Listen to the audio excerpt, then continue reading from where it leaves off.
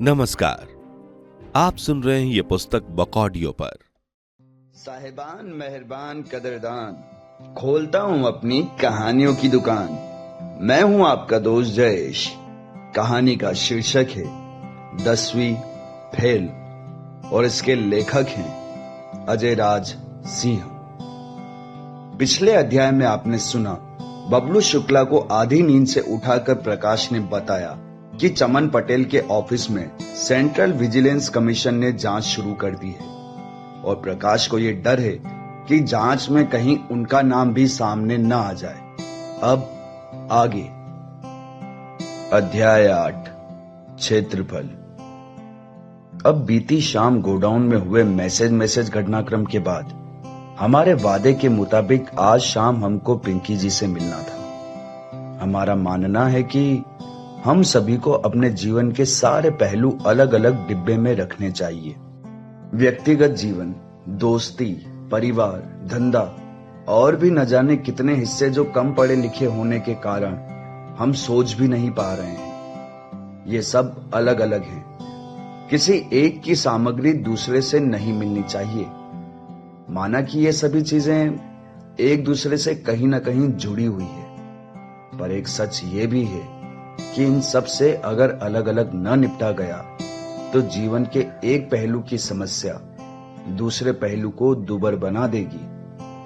अब खिचड़ी किसको पसंद है, इसलिए इन डिब्बों में लीकेज का भी खास ख्याल रखा जाना चाहिए। हम ये तो नहीं कह सकते कि हमको ओखली में श्री चमन पटेल जी का सुंदर मुंह चले जाने का कोई गम न था।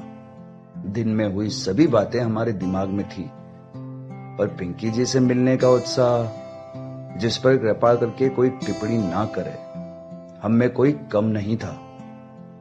गांव कस्बे की एक खासियत होती है, यहां हर कोई हर किसी को जानता है। परिणाम स्वरूप किसी मुद्दे के व्यक्तिगत होने का दायरा काफी हद तक बढ़ जाता है। फर्ज के लिए हम जानते हैं कि फूलन काका के तीसरे बेटे हीरा को बवासीर है। गगन जब नींद में चलता है तो भरी रात किसी का भी दरवाजा खटखटाने लगता है और पंडित्याइन अक्सर पंडित जी को बना के पीटती है तो और भी कई बातें जो हम कह सकते हैं। माना मजा आ रहा है, पर कोई किताब थोड़ी ना लिखनी है। मुद्दा तो ये है कि उस शाम हमको पिंकी जी से मिलना था और इससे पहले कि हम गांव की गलियों में उनके साथ निकलते, सबको पता चल गया था कि हम आने वाले हैं। एक तो जगह छोटी, ऊपर से हम वैसे ही फेमस। बहुत दिक्कत है जीवन में, अब क्या क्या बताएं। जिस समस्या का समाधान संभव हो वो समस्या नहीं होती। वो अगर कुछ है तो सिर्फ एक नाकामी। जिस संदर्भ में ये बात हम कह रहे हैं वो ये है कि शाम होते होते पूरे गांव में ढिंडोरा पिट गया था कि हम पिंकी जी को लेकर भ्रमण पर निकलेंगे। ढिंडोरे तो खैर और भी बहुत पीटे थे, पर काम का और कुछ हद तक शालीन यही है। कसम से गिन के 3 ही तो जगह है यहाँ जहां हम और पिंकी जी एक साथ हो सकते हैं। या तो बस अड्डे की चौपाटी चले जाओ, या फिर शिव मंदिर, या नर्मदा घाट। हम ये नहीं कह रहे हैं कि यहाँ के लोगों की सोच संकुचित है। बात बस इतनी सी है कि इस जगह की सोच फिलहाल वक्त से थोड़ी पीछे चल रही है। देखा जाए तो हमारा ये कहना पूरी तरह से तर्कसंगत नहीं है। अब कहीं लिखा तो है नहीं कि वक्त के साथ चलना क्या होता है। तो ऐसे में अब कौन जाने कौन पीछे है, कौन आगे, कौन चल रहा है और कौन रुका हुआ है।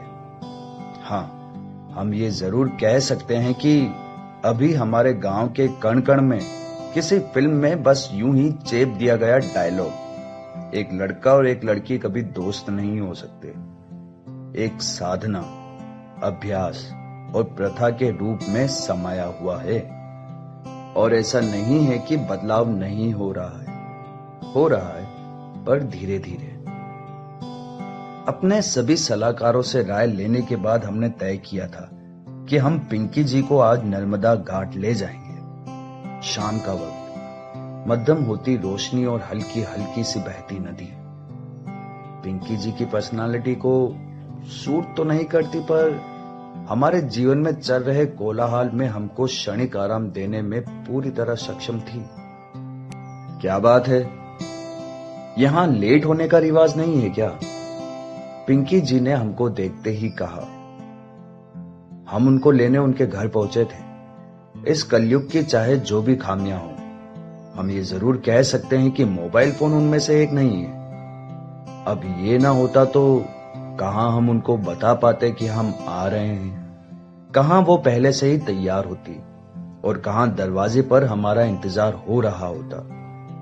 उनके ठीक सामने लाकर अपनी बुलेट को आराम दिया। माथे पर बिंदी, कानों में बाली, बाल खुले हुए और काली धारियों वाले गुलाबी सूट में मोहतरमा तो निखर रही थी, मानो एक तरफ आहिस्ते से दिन ढल रहा हो और यहां चांद निकलने को बेताब खड़ा है। हमारी नजर तो उनके बालों के उस लट पर अटक गई थी जो उनकी आंखों के किनारे से होते हुए गालों तक आ जाती थी। अल्हड़ हवा में कभी वो लट होठों तक पहुंच जाए तो फिर खुदा ही बचाए उस आफत से। हम लेट होने लगे तो देश के ट्रेन क्या करेंगे? हमने मुस्कुराकर जवाब दिया। हमने कोई मजाक तो नहीं किया था, पर हमको पिंकी जी का खिलखिलाकर हंसना अच्छा लगा। जानकारी के लिए बता दे कि ये भारतीय रेलवे पर कोई व्यंग्य नहीं था। व्यंग्य में छोटी दिक्कतों को बड़ा चढ़ाकर बताया जाता है, बड़ी चढ़ी बातों को छोटी बताकर नहीं। वैसे हम जा कहां रहे हैं? अभी से सवाल। हमने उनकी बात काटते हुए कहा। हम ये तो नहीं कह सकते कि आपको जगह पसंद आएगी, क्या पता आए ना आए, पर यह शाम जरूर अच्छी रहेगी, हमारी गारंटी। लो फिर शुक्ला जी, कर लिया तुम पर भरोसा। कहते हुए पिंकी जी हमारी गाड़ी पर बैठ गई और यात्रा हो गई शुरू। मानसिकता और विचारधारा एक धारणा है जो एक ही जगह के लोगों में अलग अलग समय पर अलग अलग हो सकती है। ये समय समय पर बदलती तो रहती है, पर उस बदलाव का कोई निश्चित वक्त नहीं होता। यहां तक कि ये धारणा एक ही जगह के अलग अलग तबके के लोगों में अलग अलग हो सकती है। कहना हम ये चाहते हैं कि हमारा उस लड़की के साथ घूमना फिरना जिसने हाल ही में हमारा रिश्ता ठुकराया था, नीम के नीचे बैठे चाचाओं में, कुएं में पानी भरने आई बुआओं में और पान ठेलों में होने वाली चर्चाओं में काफी निंदनीय विषय बन गया था। हालांकि गांव में हमारे खिलाफ उमड़ रहे विरोधाभास के बीच अच्छी बात यह रही कि इन चर्चाओं का हम पर कोई फर्क नहीं पड़ा। विशेषज्ञों का मानना है कि हम ढीठ हो गए हैं, पर हमको क्या। सूरज अब ढल जाने को तैयार था। नर्मदा घाट पर भीड़ भाड़ के अलावा हम भी पहुंच चुके थे, पिंकी जी के साथ। मंदिर से होते हुए सीढ़ियां चढ़ उतरकर जन सैलाब के बीच हमारा आगमन हो गया था। वैसे इस भीड़ भाड़ में अब हमारा पिंकी जी के साथ होना हमको उतना सचेत नहीं कर रहा था जितना गांव की सड़कों के बीच उनको बाइक पर बैठाते वक्त कर रहा था। इसका एक कारण यह हो सकता है कि घाट पर आने वाली भीड़ अक्सर बाहर से आने वाले पर्यटकों की होती है। सो इतने फेमस होने के बावजूद वहां हमको कम लोग ही पहचान पा रहे थे। दूसरा कारण हो सकता है समय। जब से हमने पिंकी जी को पहली बार देखा था, तब से गिने तो अब तक काफी समय बीत चुका था हमको उनके साथ, और समय के साथ चीजें तो आसान हो ही जाती है। तीसरा ये हो सकता है कि क्या पता विशेषज्ञों की राय सही हो, क्या पता हम सच में ढीठ हो गए हों, कौन जाने।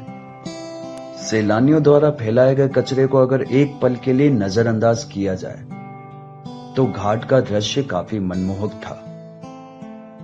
नर्मदा घाट पर ढलती शाम, मध्यम सी बहती हवा और जन समूह के शोर का धीरे धीरे वक्त के साथ मध्यम हो जाना। ये किसी कहानी के उस हिस्से जैसा था जो तुम अपने पास में ही रख लेना चाहते हो, इतना प्यारा कि उसे भूल जाने का ख्याल ही नाजायज लगने लगे। और ऐसे में अगर साथ अच्छा हो तो क्या बुरा और क्या भला। जितनी बातें हमने लिख दी, अम्मा कसम उतनी तो हम सोच भी नहीं पाए थे कि एकाएक पिंकी जी ने हमारा हाथ खींचा। जब तक हम होश में आए, पता लगा कि हम घाट में दिख रही आखिरी सीढ़ी पर खड़े हैं। मोहतरमा का आग्रह था कि कुछ देर यहीं बैठा जाए। पक्का? हमने फिर पूछा, कोई दिक्कत है क्या?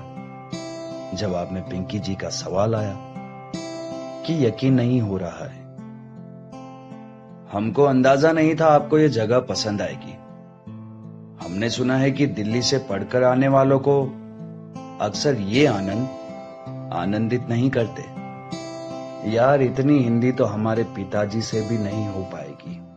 लगता है कल से डिक्शनरी लेकर बैठना पड़ेगा तुम्हारे साथ। वैसे ऐसा किसने कह दिया तुमसे? किसी ने नहीं, बस लगा हमको। इतना कहकर हम उनके पास बैठ गए। प्रकृति इंसान के परे है। हम ये सोचकर जी रहे हैं कि हम उसे अपने हिसाब से ढाल रहे हैं, उसे अपने हिसाब से इस्तेमाल कर रहे हैं, पर ये नहीं सोचते कि प्रकृति हमको बदलने की कितनी क्षमता रखती है, कितना हर पल बदलती रहती है। हमने देखा है डकैतों को पहाड़ों में महात्मा बनते हुए। हमने देखा है हत्यारों को गंगा जी में अघोरी बनते हुए। हमने देखा है पूरी दुनिया चाहने वालों को दुनिया छोड़ते हुए। असल में हम प्रकृति को उतना ही समझ पाए हैं जितना वो चाहती है कि हम समझें। अंत में हमारे अंदर हमारा उतना ही हिस्सा बचता है जितना प्रकृति का दिया हुआ है। बहते पानी की बात ही कुछ और है। एक सुखद विराम के बाद पिंकी जी ने कहा, पर अब तक हम जाने कहीं खो से गए थे। बीते 15 मिनट 18 सेकंड में हमको इतना तो समझ आ गया था कि आज बात कुछ अलग है। कुछ बदलाव थे हम में जो हम महसूस करने लगे थे। जैसे पिंकी जी से बात करने में आज हम हिचकिचा नहीं रहे थे। उनकी छोटी छोटी बातें हमारे जहन में घर कर रही थी। हम देख पा रहे थे उनको मुस्कुराते हुए, हंसते हुए, खिलखिलाते हुए। हम सुन रहे थे वो भी जो शायद कभी किसी ने कहा ही नहीं। तैरना आता है तुमको? पिंकी जी ने फिर एक सवाल किया। अभी तो हम पिछली बात पर अपनी प्रतिक्रिया भी नहीं दे पाए थे और मैडम का नया सवाल हाजिर था।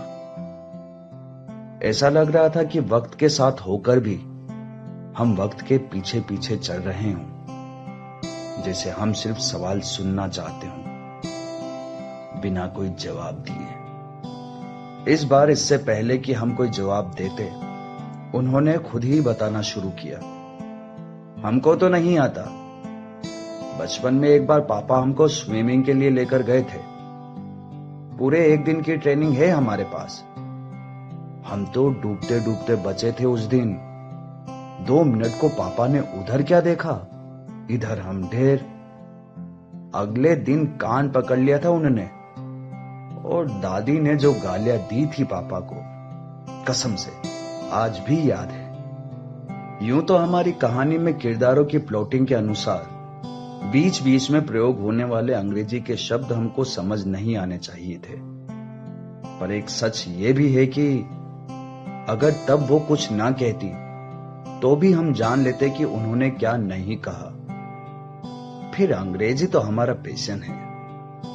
एक पते की बात बताएं, कभी किसी की फालतू बातें सुनकर भी दिल को सुकून आए ना, तो 88% चांस है कि आपको इश्क हो गया है। हम चाहते तो थे कि हम किसी तरह बाकी बचे 12% में डटे रहें, पर एक एक बीतते पल के साथ उस ओर टिक पाना मुश्किल होता जा रहा था। हम सब कुछ सुन रहे थे बड़े ध्यान से। यह भी ख्याल आ रहा था कि कोई किसी एक इंसान के लिए इतना कैसे बदल सकता है। ऐसा भी होता है क्या कि किसी के ख्यालों से खुद के ख्यालों को मैच करने के लिए कोई अपनी सोच से ही बगावत कर जाए, कि सही गलत सब एक सा लगने लगे। क्या किसी के लिए सिर्फ वही सच हो सकता है जो उसको किसी और की आंखों में नजर आता है?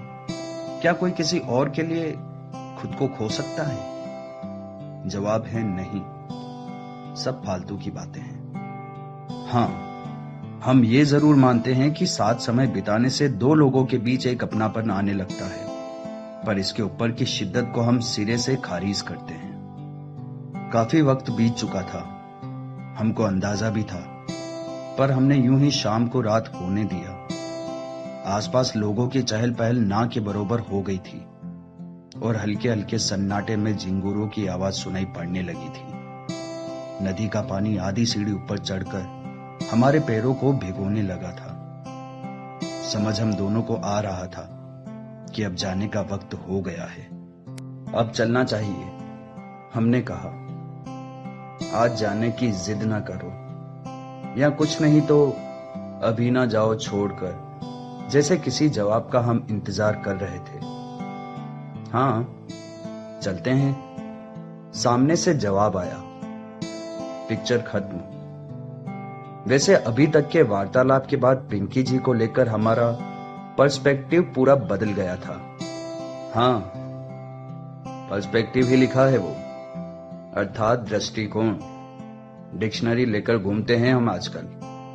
हर व्यक्ति हर किसी पर अपना अलग प्रभाव छोड़ता है। मुलाकात भले एक पल की ही हो, पर जब भी कोई किसी से मिलता है, वो सामने वाले के व्यक्तित्व का एक हिस्सा अपने पास रख लेता है और अपने व्यक्तित्व का एक हिस्सा उसे दे देता है। मजे की बात तो यह है कि किसी को कुछ पता भी नहीं चलता।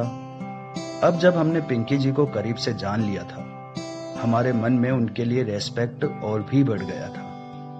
अब हम उनकी सोच को समझ पा रहे थे। हम देख पा रहे थे उनके व्यक्तित्व के उस हिस्से को जो हम में ही कहीं छूट गया था। कोई किसी के ख्यालों के जितना नजदीक जा सकता है, हम शायद जा चुके थे।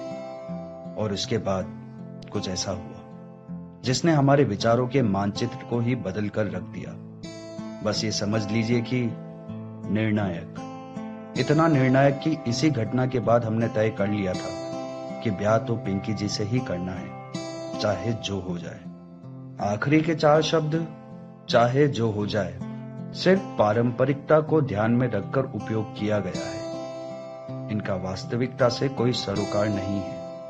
जिस घटना की हम बात कर रहे हैं वो इतनी निर्णायक है कि इसको लोगों को बताने के लिए हम फीस चार्ज करते हैं। हाँ, फिर लोग उठकर जाने लगते हैं तो फ्री में भी बता देते हैं। दरअसल हुआ कुछ यूं कि जब हम पार्किंग से बुलेट निकाल रहे थे, किसी ने पीछे से हमारी गाड़ी को ठोकर मार दी।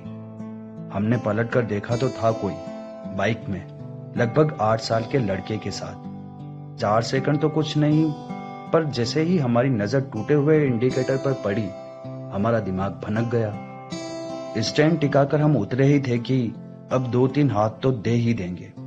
यूं कह लो कि हमने हाथ उठा ही दिया था कि पीछे से पिंकी जी आ गई और उन्होंने हमको रोक लिया। आप बीच में मत आइए, हमने कहा। तुम कुछ नहीं करोगे? उन्होंने पूरे हक के साथ हमको फिर रोका। और आप जाइए, उन्होंने उस बाइक वाले से कहा। हम थोड़े गुस्से में जरूर थे, पर नशे में नहीं। उनकी बात तो मान ली, पर एक टीस दिल में अब भी बाकी थी। जान से भी ज्यादा प्यारी थी हमारी बुलेट हमको, पर अब किसको क्या समझाते। उसको जाने क्यों दिया? हम अब भी लगभग बौखलाए से बोल रहे थे। अभी खबर लेते उसकी। तुमने देखा नहीं? पिंकी जी ने समझाते हुए कहा। उसके साथ उसका बेटा भी था। उन्होंने ये बात ऐसे कही जैसे 2 नंबर के सवाल में 4 पन्ने का जवाब लिख दिया हो। तो क्या हुआ? क्या हुआ मतलब? उन्होंने समझाना शुरू किया। बच्चों के लिए उनके पिता उनके हीरो होते हैं। वो उनके ही देखा देख कर सीखते हैं, उनकी रेस्पेक्ट करते हैं, उनको फॉलो करते हैं, वो देखते हैं उनको मेहनत करते हुए, खुद की खुशियों को उनके लिए सेक्रीफाइस करते हुए। एक पिता दुनिया के लिए चाहे कुछ भी हो, पर अपने बच्चे के लिए एक सोच होता है, एक सम्मान, एक आदर्श होता है। उन्होंने थोड़ा रुककर कहा, तुम मानो या ना मानो, इस एहसास का होना बचपना होने के लिए जरूरी है। ऐसे में अगर तुम उस बच्चे के सामने उसके पिता को 2-4 हाथ लगा देते तो तुम तो खुश हो जाते, शायद 4-6 दिन यही सपने देखते, पर इस बीच उस बच्चे से उसका हीरो छिन जाता। बस पिंकी जी के लिए वही इज्जत हमारे मन में भी अचानक जागी थी, जो सबके मन में अभी अभी आई है। हमको मिट्टी के पीतल होने का अंदाजा तो था, पर वो तो सोना निकली। हाँ, पता है ज्यादा हो रहा है, पर यह बात भी तो सच है कि इस घटनाक्रम से पहले इस दुनिया में हम सिर्फ 2 लोगों की दिल से इज्जत करते थे, एक हमारी अम्मा और दूसरे हम खुद।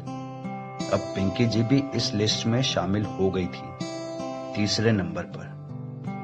हर रात नींद न आने के अलग अलग कारण होते हैं। हम इस बात के विस्तार में नहीं जा रहे हैं, क्योंकि मैटर बड़ा है, और अगर इस बात पर हम ज्ञान देने लगे तो हमको रोकेगा कौन। बस इतना कहकर विराम लेंगे कि उस रात हमको नींद न आने का कारण थी एक टीस, जो रह रहकर दिल को चुभ रही थी। सबको याद हो तो महीनों पहले जब हम पहली बार पिंकी जी से मिले थे, तब उन्होंने हमसे ब्याह करने से मना कर दिया था। नहीं याद आ रहा हो तो कोई बात नहीं, वैसे भी यूपीएससी में ये नहीं पूछते। हाँ, तो टीस ये थी कि इस बात का उस दिन जितना फर्क नहीं पड़ रहा था, उससे कहीं ज्यादा आज पड़ रहा था। नहीं, प्रोसेसर स्लो नहीं है हमारा, और ना ही हम 2G यूज करते हैं। आज हमको यह एहसास हो रहा था कि शर्मा निवास की छत पर हमसे असल में क्या छूट गया था। शायद तभी हम पिंकी जी को सही से जान पाए थे। शायद यही वो पल था जब हमारी किस्मत में इश्क होना लिखा था।